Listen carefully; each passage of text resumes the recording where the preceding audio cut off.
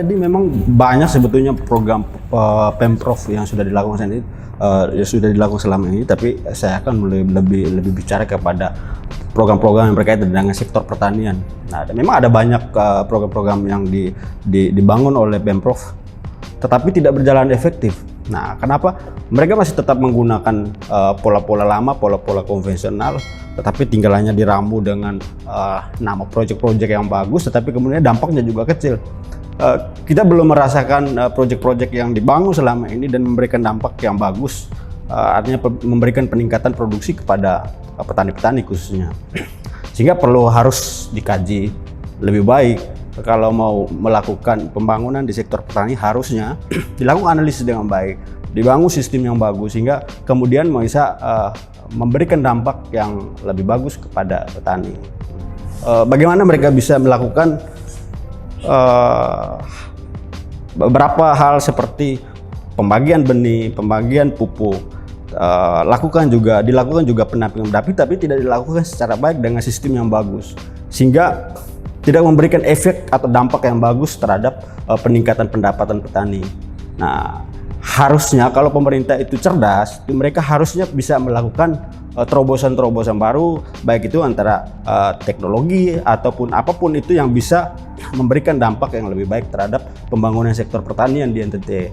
Kalau mau membangun sektor pertanian, harusnya mereka melakukan kajian lebih mendalam dari hulu sampai hilir. Nah, terkadang mereka melakukan pendampingan, bantuan, tetapi mereka tidak melakukan kajian di mana pasarnya. Nah, kadang juga ketika petani-petani itu melakukan produksi sesuatu komoditas, dan ketika saat panen, mereka bingung kemana saya harus jual. Nah, akses pasar yang terjadi di daerah sana itu juga masih terbatas. Nah, kemudian belum banyak atau belum ada off-taker besar yang masuk ke sana, atau buyer besar yang masuk ke sana, sehingga mereka bisa mengakomodir komoditas pertanian yang ada di sana. Dan terobosan teknologi juga harus dilakukan. Nah, seperti halnya apa yang sudah pernah saya lakukan. Nah, NTT itu kan adalah salah satu daerah lahan kering yang mana orang hanya mampu, atau petani hanya mampu memproduksi komoditas pertanian, tanaman-tanaman umur pendek, jangka pendek, hortikultura misalkan, itu hanya bisa mampu 1 tahun sekali. Dan itu pun kalau misalkan ketika musim hujan itu kondisi hujannya dengan durasinya cukup lama, 2-3 bulan, masih akan bisa membantu.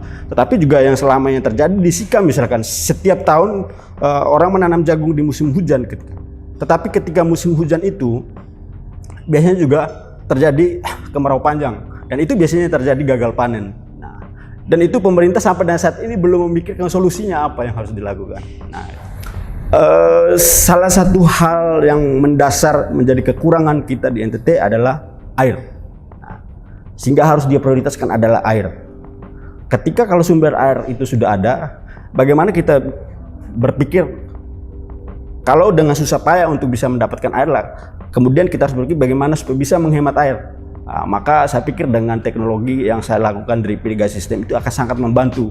Contoh saja jagung, kalau saja program TJPS yang dibangun oleh Pemprov itu kalau diterapkan dengan sistem drip irrigation system akan bisa membantu petani minimal 1 tahun mereka bisa tanam 3 kali. Katakanlah saja kalau misalkan 1 musim tanam itu mereka bisa menghasilkan 20 juta, tetapi kalau misalkan dalam 1 tahun itu diproduksi 3 kali, maka bisa menghasilkan, itu akan lebih baik perekonomian petani ketimbang kalau hanya setahun 1 kali produksi dengan bisa mendapatkan 20 juta. Kalau kita mau membangun sistem drip irigasi, saya pikir tidak harus membangun waduk-waduk yang besar seperti yang terjadi di Sika, Waduk Napung Gete, itu saya pikir tidak terlalu efektif. Dengan biaya begitu besar dikeluarkan tetapi dampaknya kecil. Mungkin akan berdampak tetapi butuhkan jangka waktu yang lebih panjang. Kalau kita bisa berinvestasi dengan teknologi terbarukan ini, saya pikir tidak harus dengan nilai investasi yang besar itu, tetapi akan berdampak lebih merata kepada petani-petani. Lahan-lahan petani yang tidak digarap dapat digarap dengan baik.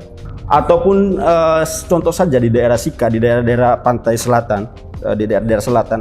Nah, itu kan di daerah-daerah dataran rendah itu kan sebetulnya sumber air tanahnya banyak. Nah, dan kalaupun kita melakukan pengeboran itu paling hanya kisaran antara 3 sampai dengan 20-30 meter sudah bisa mendapatkan sumber air tanah yang bagus. Nah, Nah sekarang bagaimana pemerintah lebih fokus, lebih intens untuk membangun sistem pengairan ini lebih baik. Karena lahan-lahan tidur di sana terlalu banyak yang tidak dikelola dengan baik. Orang hanya menanam di musim hujan, misalkan tanam jagung, tanam kacang. Dan itu belum tentu juga bisa berhasil karena musim kita tidak bisa prediksi, begitu. Tetapi kalau bisa dibantu dengan teknologi, maka itu akan bisa dipastikan bahwa kebutuhan airnya tercukupi, kepupuk tercukupi, dipastikan pasti produksinya akan lebih bagus. Kalau kita mau mengaktifkan lahan-lahan tidur, yang pertama, paling utama adalah sumber airnya dulu. Kalau kita bicara tentang on farm, tentang produksinya, airnya harus ada dulu. Nah kemudian teknologi apa yang kita terapkan. Tapi jangan sampai di situ, tapi pasar juga kita perlu pikirkan. Kalau misalnya kita dengan semangatnya memproduksi salah satu komoditas dengan jumlah yang lebih besar, tapi pasarnya di mana? Nah itu juga penting. Sekarang saja itu banyak petani yang mulai mengeluh. Ketika musim-musim saat ini itu harga cabai jatuh. Banyak petani yang mengeluh, harga cabai ini jatuh, kemana kami harus menjual? Nah, begitu. Karena harga ini tidak bisa dikontrol dengan baik. Harga ini masih bisa dipermainkan oleh tengkulak-tengkulak. Nah, itu yang petani belum bisa diberdayakan. Dan ini yang menarik, ketika kita dari beberapa bulan lalu kita bangun komunikasi dengan Kementerian Perekonomian. Kita membangun satu proyek di sana yang namanya kemitraan closed loop, dan itu menarik. Karena di dalam proyek kemitraan closed loop ini, bagaimana diupayakan semua stakeholder yang berkaitan dengan hulu sampai hilir dilibatkan. Kita lakukan diskusi bersama, kita lakukan perencanaan sama-sama, desain bersama, dan semua pihak-pihak yang terkait terlibat. Misalkan saja perusahaan pupuk, apa kontribusi Anda dan apa yang harus Anda lakukan di sana. Begitu juga misalkan pestisida, benih, dan kementerian-kementerian yang terkait juga dilibatkan. Nah, program-program ini kalau misalkan diterapkan dengan baik, dengan cakupan yang lebih luas, itu akan jauh lebih bagus, dan dipastikan bahwa petani akan lebih sejahtera karena pendapatan mereka akan lebih bagus. Karena di dalam program ini itu petani betul-betul mereka hanya fokus bagaimana mereka bisa menghasilkan produktivitas yang besar dengan kualitas yang bagus. Karena mereka tidak perlu harus berpikir saya harus menjual kemana. Mereka tidak perlu berpikir saya harus mendapatkan benih dari mana. Mereka tidak perlu berpikir saya harus mendapatkan pupuk dari mana, karena aksesnya sudah ada semua. Dan sistem yang dibangun kurang lebih sama kayak di Israel yang seperti ini. Nah itu yang bagus. Nah sekarang kembali lagi kepada pemerintah mau atau tidak, begitu. Karena kalaupun kita bicara soal anggaran pemerintah, kalaupun tidak mencukupi, sebetulnya kan masih banyak investor di luar yang harusnya kita bisa ajak kerjasama untuk mengembangkan sektor pertanian di sana. Dari hulu sampai hilir kan bisa. Nah, bicara industri harusnya bisa. Kita contoh saja kalau kita bicara soal komoditas hortikultura, tomat atau cabai. Tapi pertanyaan saya sekarang, apakah di NTT sudah ada industri misalkan saus tomat atau cabai sudah ada belum? Pada potensinya ada. Semua saus tomat yang beredar di kios-kios yang di toko itu adalah produk dari luar NTT. Nah itu menjadi satu potensi yang besar harus dikembangkan. Dan ketika kalau sudah ada industri itu di sana, maka kemudian mereka akan bisa membantu menstabilkan harga. Gitu. Nah, karena yang terjadi sekarang adalah kita hanya harap menjual di pasar lokal. Nah, kemudian pasar lokal ini masih dikendalikan oleh tengkulak. Nah, sehingga dalam satu hari harga bisa berubah-berubah terus. Sebetulnya kalau bicara soal komoditas atau jenis tanaman itu harusnya banyak. Entah itu mau dari tanaman perkebunan, tanaman hortikultura, tanaman pangan, harusnya sebisa. Banyak varietas tanam atau jenis tanam harus dikembangkan. Tapi kembali lagi, kalau kita mau kembangkan sesuatu tetapi airnya tidak ada, sumber daya manusianya juga terbatas, pemerintahnya juga tidak fokus, tidak begitu fokus, yang pasti bagi tidak akan berhasil. Jadi harusnya dibangun dulu satu sistem. Jadi sistemnya, mekanismenya, regulasi pemerintahnya harus dibentuk dengan baik dulu, baru bisa dikembangkan dan pertanian ini akan bisa berhasil. Sering kita diskusi dengan pemerintah daerah, sering. Tetapi kita belum tahu kapan mereka bisa mereplikasi ini dan bisa melakukan. Saya kira ini sebetulnya kalau mereka konsen dan betul-betul mau bangun sektor pertanian di NTT, di Sika misalkan, harusnya sih bisa. Dan kalau berbicara tentang kepentingan politik, bahwa sebagian besar masyarakat yang ada di sana adalah petani. Kalau pemimpin daerah mereka lebih fokus membangun sektor pertanian, maka itu akan lebih menguntungkan mereka. Petani untung, sebagai pemimpin juga akan menguntungkan. Tadi dari sisi pemerintah, tetapi kemudian juga dari sisi sumber daya petani itu sendiri. Nah, karena memang kita tahu bahwa hampir petani-petani kita yang ada di daerah ataupun di Indonesia itu rata-rata umur 40-an ke atas, dan kemudian dengan SDM pendidikan juga terbatas. Nah, itu yang menjadi salah satu tantangan terberat. Tetapi menjadi potensi, menjadi peluang adalah ketika kalau anak-anak muda yang sekarang itu mereka akan serius untuk bangun sektor pertanian, itu akan menjadi peluang yang bagus ke depan. Tetapi kembali kepada teman-teman muda ini, apakah siap mau menjadi petani atau tidak? Karena terkadang juga karena mungkin sudah terbiasa dan persepsi orang-orang di kampung bahwa ketika kalau saya menjadi sarjana dan harus bisa bekerja di kantor, harus bisa menjadi PNS. Karena di daerah, di NTT misalkan, ketika kalau anak saya menjadi PNS itu menjadi satu keberhasilan yang luar biasa begitu. Nah, itu yang perlu kita rubah. Tetapi kemudian saya lihat belakangan ini teman-teman muda sudah banyak. Ada yang sarjana-sarjana di luar daripada bidang pertanian juga, mereka sudah mulai terjun ke sektor pertanian.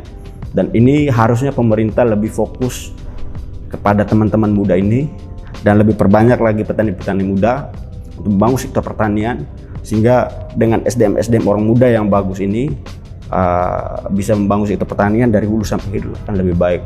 Kalau dulu jadi petani itu pekerjaan yang paling hina. Nah, karena apa? Kalau jadi petani dulu, kalau jadi petani itu karena saya tidak sekolah, saya tidak mampu untuk sekolah, dan kebetulan mungkin saja saya punya warisan sedikit, punya tanah, sudahlah saya alih profesi menjadi petani. Padahal itu bukan jadi satu pekerjaan utama petani.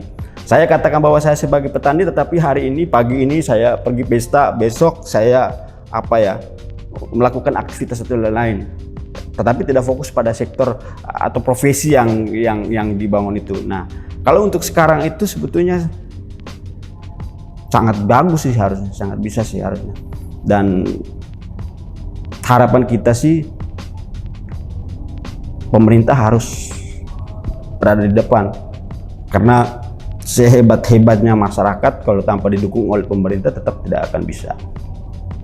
Kita berada di lingkungan di situ, kita melihat bahwa profesi petani atau menjadi petani itu adalah profesi yang paling mulia dan paling kaya di sana. Karena pendapatan mereka cukup besar, bukan cukup besar tapi sangat besar, berbanding terbalik dengan Indonesia.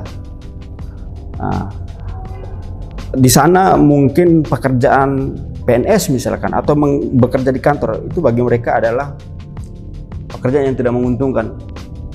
Tetapi kalau menjadi petani, karena mereka bisa menentukan sendiri, punya target sendiri, kira-kira saya harus punya penghasilan berapa, dan itu lebih mandiri gitu, ketimbang dengan petani-petani kita di Indonesia dan dengan lebih banyak sumber dayanya terbatas.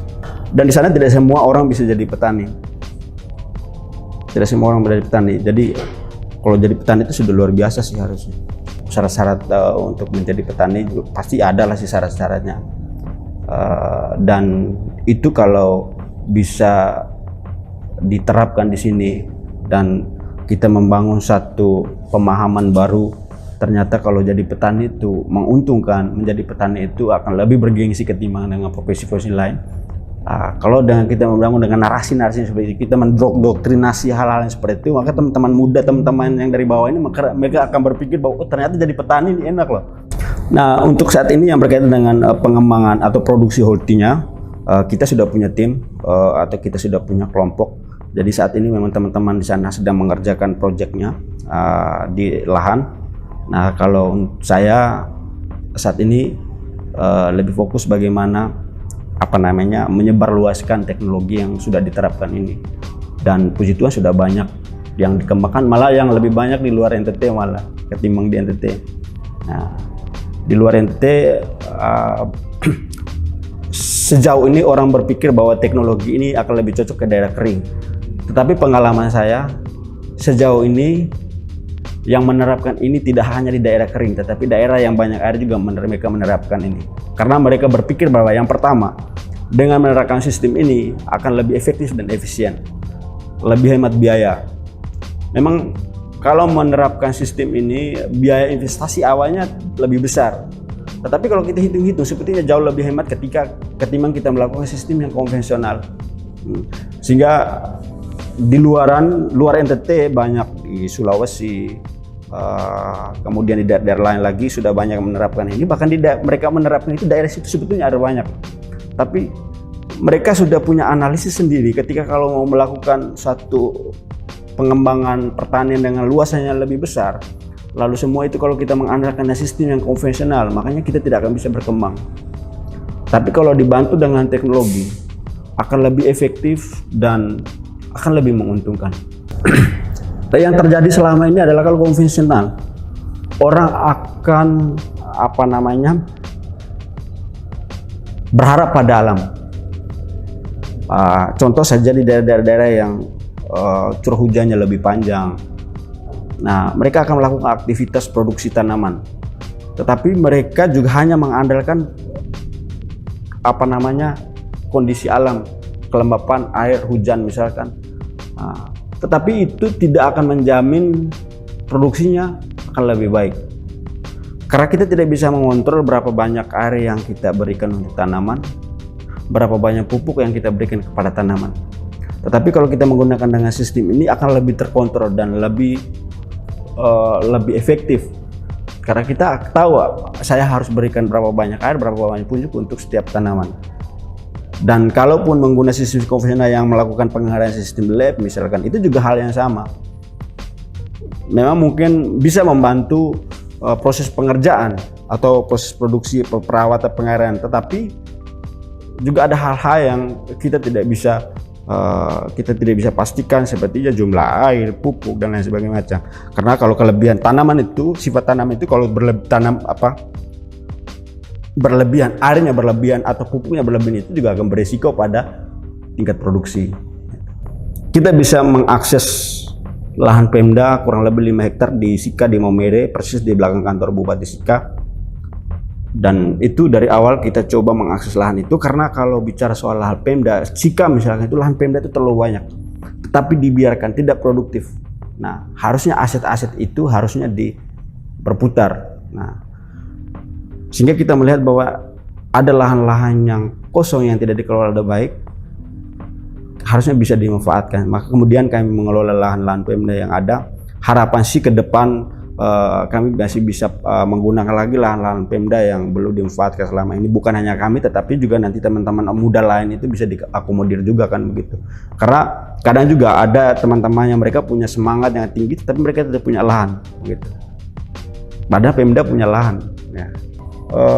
Dari yang dijanjikan oleh Pak Gubernur 7M, kemudian kita hanya bisa akses 170 juta, tapi ya sudah sedikit membantu, tapi harapannya perlu dipertimbangkan lagi ke depan, karena kalau tanpa teknologi, tanpa inovasi, kita tidak akan bisa berkembang. Dan kita juga jangan hanya karena untuk membangun narasi-narasi politik yang untuk memberikan keyakinan kepada masyarakat kecil, tapi harapannya narasi-narasi yang dibangun harusnya direalisasikan begitu. Ya, untuk NTT yang lebih bagus ke depan. Karena kunci keberhasilan di NTT adalah keberhasilan petani. Kalau petani itu sudah berhasil, maka NTT itu akan berhasil.